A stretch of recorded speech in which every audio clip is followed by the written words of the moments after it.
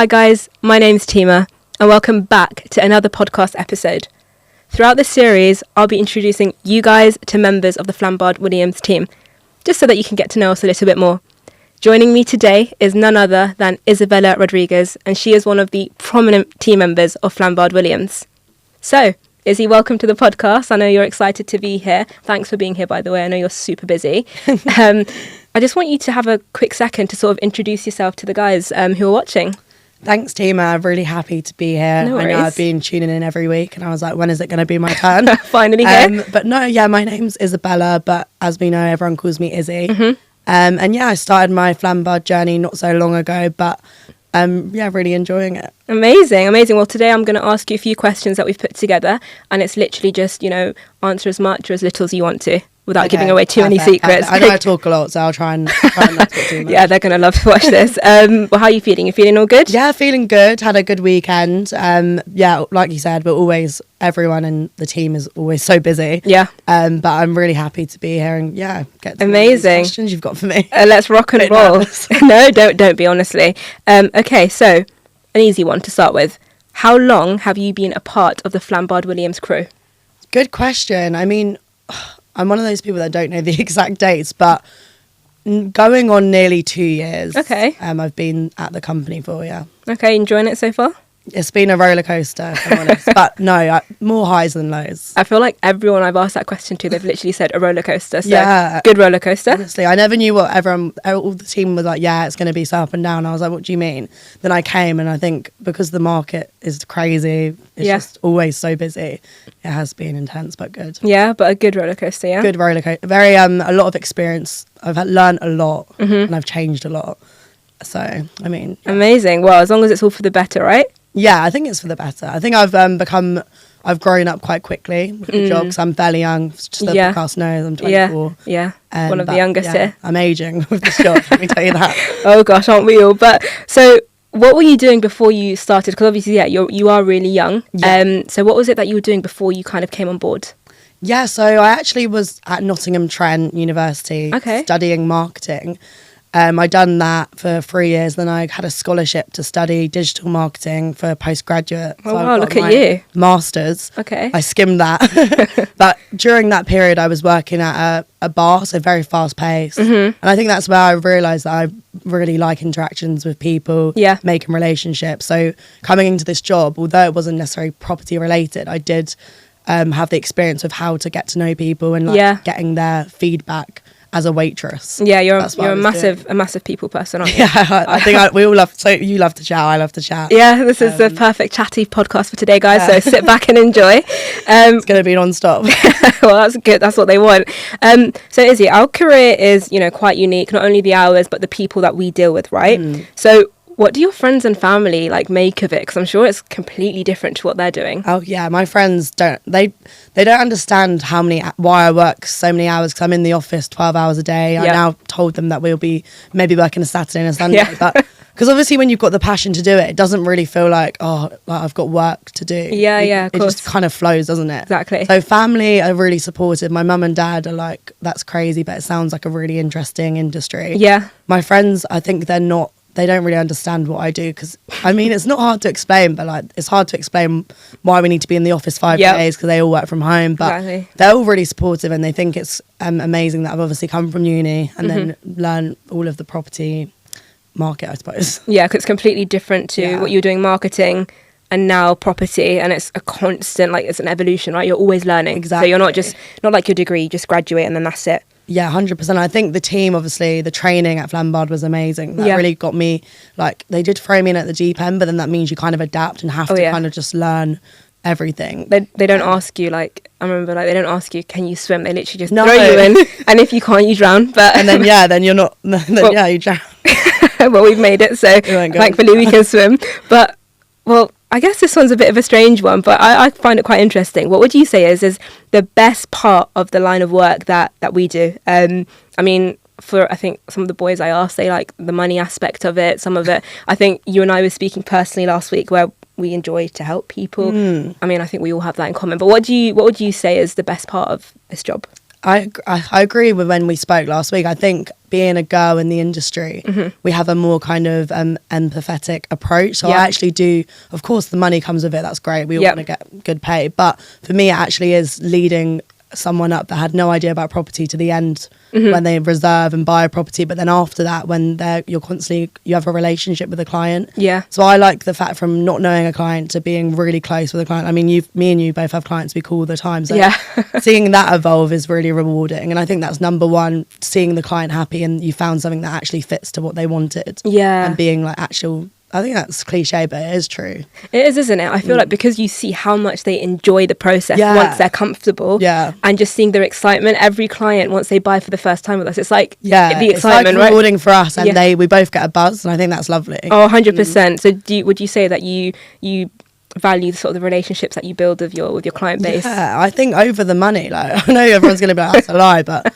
I do think if you help the client first, the money obviously just follows. And I think the hours that we do, you've got to enjoy speaking to clients, otherwise it would be painful probably. Oh yeah, 100%. I think I was saying, which one of the guys, I think it was Jack, when we were speaking about when he came on here, that it does not feel like work. So when the hours go, sometimes he's like, guys, get out of the office, and we're like, oh, exactly, because it doesn't become work anymore, does it? I feel like it's just like integrated into your life, like Flambard is life. Oh yeah. So if you end up not liking it, you just can't. 100%. Do it. 100%. So you studied. Well, sorry, you said masters in marketing. Digital marketing and marketing. Amazing, and well done on your scholarship, by the thanks. way.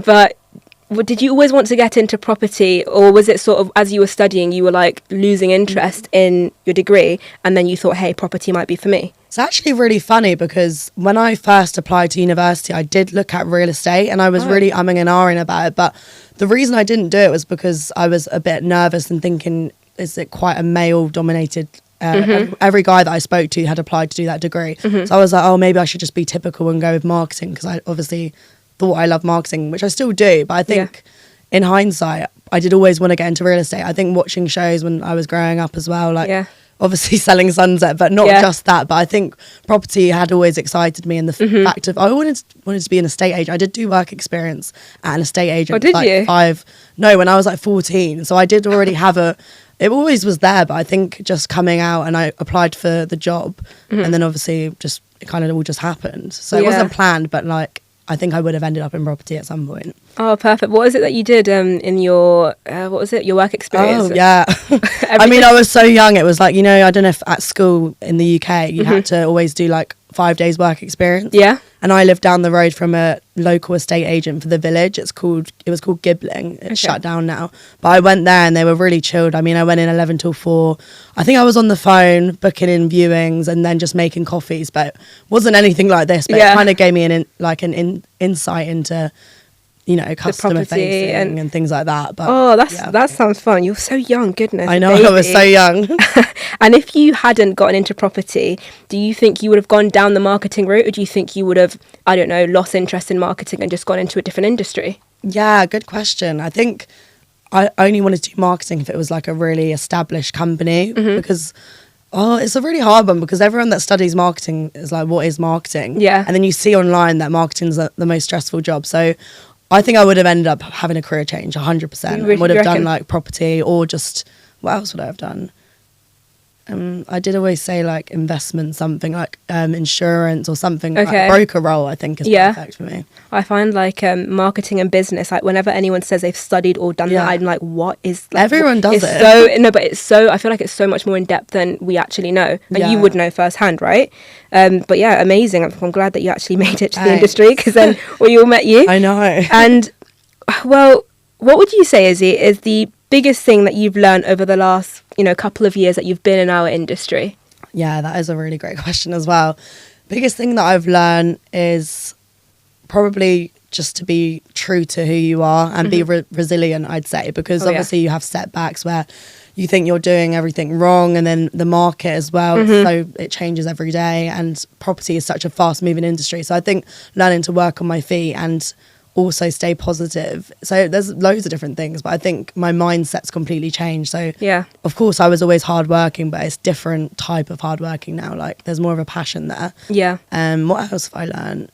Obviously speaking to people, relationship building, rapport, and really how to read someone, you know, based on kind of you know, like we've done training and things like that, sales training. You feel like you know it, and then you just meet an individual who is so unique, and then you have to get retrained again. But yeah, I agree with you. It's meant to well unique every client. Every client is different. 100%. And I think that's a real skill to be able to adapt to every client, and that's what we take with us. And also, like you said, like, because you are a very positive, bubbly person, isn't it? But I think having to not let a negative day translate into how you deal with a certain client is massive in this field, wouldn't you say? 100%. You've just got to bounce back and just take everything with a pinch of salt. There we go. And that leads me on to my next question, actually. They're kind of intertwined.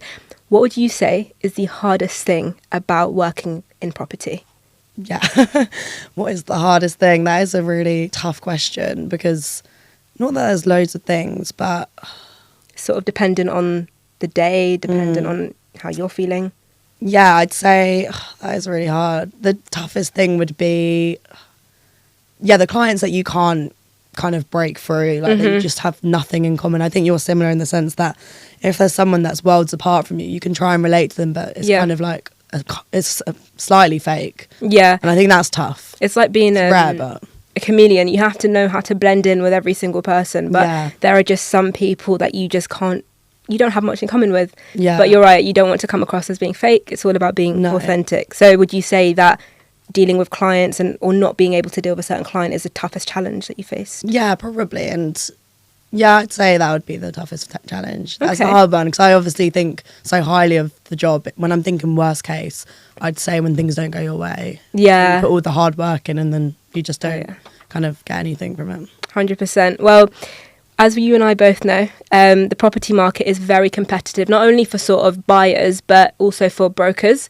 So would you say that as women, we are at an advantage or a disadvantage working in this industry? Well, the best women always wins is the saying that we always say. Yeah. I'd say it's actually an advantage. However, on the flip side, it can be a disadvantage as well. So I'd say, I don't know, it's neutral. Like for us, we build trust quicker. If a guy's investing and it's a woman, you just instantly think they're not going to be lying to you. 100%. So that is an advantage. The disadvantage is that we're both young girls. So on the flip side, will the investor be like, are they a serious kind of guy compared to if you had an older guy doing the meetings? But I think we do, I don't know, I think there's pros and cons to both. I mean, what do you think? I'd say the same, to be honest. I feel like with guys, as let's say broker, let's speak as a broker, there is that element of competitiveness. But I think when a woman, I mean, let's speak about you and I, when we go head, we've never been head to head guys, but if there is a case where we are head to head, we most likely think about each other. How would you feel? How would I feel? We more so work together to get to the finish line. Yeah, I agree. Whereas I think the boys would probably be like, okay, who's coming out on top? Quite brutal, isn't it? 100%. Like, I think I agree with that. We're more empathetic for each other as well, like as women in this job, whereas guys are quite cutthroat. We are cutthroat as well, but not with each other. I think we're happy to see each other succeed. Not that the boys aren't, but I think it is every man for himself, but we do bounce off each other really well, I'd say. But no, I like the answer to that, and it's true. And I do agree, actually. That's another struggle. That would be one of my struggles, the fact that the guys are so different, the way they think. So it is hard. Sometimes you feel like you're the only one. Well, we're the only ones that actually have feelings. Everyone's just like brushing everything off, and I'm just like, well, I can't. Yeah, our emotions can get into play with things, isn't it? Where boys, you put it under the rug and move on, whereas we're like still lingering a bit, right? Yeah, no, definitely. But I mean, I think, you know, you can, well, I can say for you and you can say for me, we're really good at sort of, you know, breathing, moving on, and not letting it affect our ice baths, guys. That's our new big Fitness thing. Is the way forward. Gym and ice baths. So Izzy, again, something really popular. I'm going to keep saying that. I'm going to be sound like a broken radio. But Izzy, we, you know, preach a lot and speak a lot and focus a lot on city centre apartments. Would you say that that's for a particular reason? And if so, what sort of property investment would you completely advise against? Very good question, which again, commonly asked by clients. They're like, why are we having to invest in apartments? That there's a misconception that they're expensive, they're kind of not a good investment. Yeah. But the investments I'd advise highly against is, funnily enough, houses.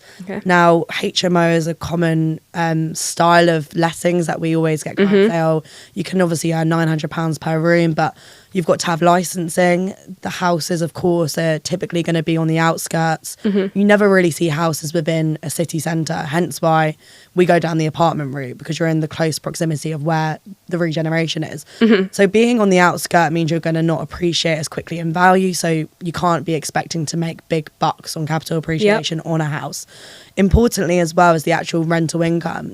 Yes, the rental income of the house might be slightly higher than an apartment, but you've got things like maintenance of the house, which you're going to have to renew at least once a year, because the tenants will typically be a family. And then you've got to ask yourself, if the family's renting a house, is it going to be are they going to have more issues with paying it on time? Yeah, of course. And we found over the 15 years of running that we can access houses, but it's not going to be a headache-free and a let to forget style of investment. No, of course. So city centre apartments, it's a typical tenant like me or you, young professional, but you're in the regeneration zone, so you're getting the best of both worlds. So that is what I'd recommend. Amazing. And leading me on to the next question, actually, it's like you read my mind. Regeneration. Yeah. We go on about this so many times. It's actually where we focus a lot of the developments that we take on board. Yeah. Why? What sort of advantage does a regeneration have to a city? And actually, is there one in particular that is a favourite of yours? Yeah, so regeneration's huge. I mean, location's number one factor to consider when wanting to have a profitable investment. Yep. So a regeneration project will really fuel your investment if you can build a portfolio, how quickly you can scale up. Bringing me on to my favourite would be Liverpool. Obviously, we've got Liverpool Waters, £5.5 billion. Regeneration, it's on repeat to every client, but it actually is really going to transform the whole city. And I think it's such an exciting city to be a part of. You've got 60 million tourists last year, so double London. But the beauty of it is the price point is still so low. So essentially you're kind of planting that seed now, and then in the next 10 to 15 years, you're going to make a real good amount on your return because of the new, they've got new stadiums, they've got new museums, they've got just so much attraction. I think it's like a business district, so opening up 10,000 jobs. Yeah. On top of the 5 universities, it's a city that's kind of going to mimic London. Yeah. I know Manchester, we've seen that go from strength to strength. So I think the next best Manchester would 100% be Liverpool. And if you look anywhere, you'll see so much information. It just comes down to knowing where to invest. So I think, as we know, the north of the city is a good area to be. You don't really want to be in the city centres anymore. You want to be in the city centre, but like spreading out where there's not much development going on yet. Yes. Because then you're going to get the most for your investment. Get on the boat early, isn't it? Exactly. But yeah, that would be my favourite regeneration project, probably. So Izzy, I know it's only been sort of a couple of years that you've been in the industry. I wouldn't have thought so. I'm sure no one else does. But is there something you'd wish you'd known starting out when you started out sort of 2 years ago as a fresh broker, new to the company? That's a really great question.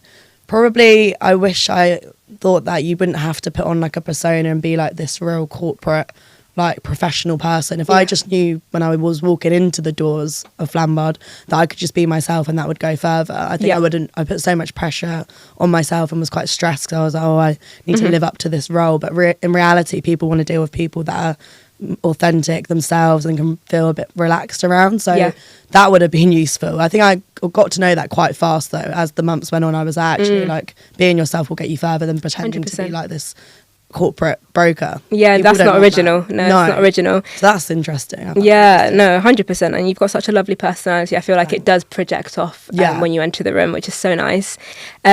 Let's focus on property for a minute. Okay, we won't go into too much depth here, but I know we speak about this all the time. Yeah. What advice would you give first-time buyers, someone who's just fresh off the bat, not sure where to go? So a lot of the clients that I actually not take on, but I end up dealing are first-time investors. So number one would be you need to trust the person before going into the details too much. So I think having that 15-minute open call is really important.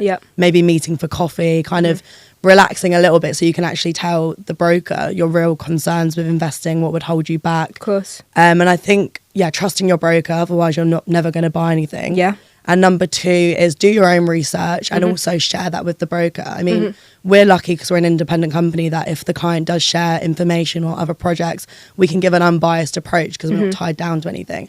So do your own research, go with a company you trust, and be excited. It should be an exciting process. But I think it all comes down to trust, doesn't it? Otherwise, 100%. You're not gonna believe anything. Oh, yeah, 100%. I love that as well. Anyone listening, guys, gems right here. Is it better, this is a question we get asked on a daily basis, so you might be a bit bored by this one, but is it better to buy full out cash or, leverage and use a mortgage? Yeah, that is a very popular question. Yep. We get it all the time. And it depends. It is very client dependent in terms of building a portfolio, leveraging the bank's money, free money, just scaling up that way. You could say you had £100,000, you could split that into 2 properties rather than throw all your cash into one.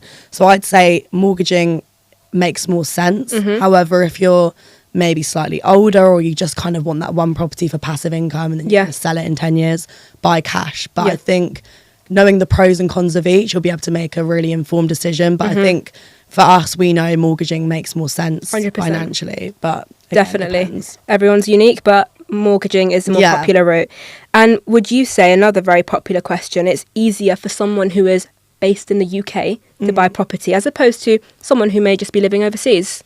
Yeah, so that's a common misconception, as we know. Overseas, UK, just as easy on either side. Mortgaging's very straightforward, and a lot of overseas clients are really surprised when we're like, you've got just as much rights and it's as easy to buy a property being Saudi or wherever you may be based as the UK. The only difference is the small increase in stamp duty, which you can kind of get past quite quickly. 100%. So it's just as easy. Definitely. Oh, amazing. So very straightforward, to the point. Love that. We know you've been using that answer quite a lot the last few weeks. And I mean, this one's probably, you can go in as depth as you want, but how long does the process of buying, a buy-to-let property usually take? And would you say that there are sort of factors that you have to consider? It's, again, depends on the client, but I'd say overall, as a generic kind of time frame, I'd say 3 to 4 weeks. It can be quite quick.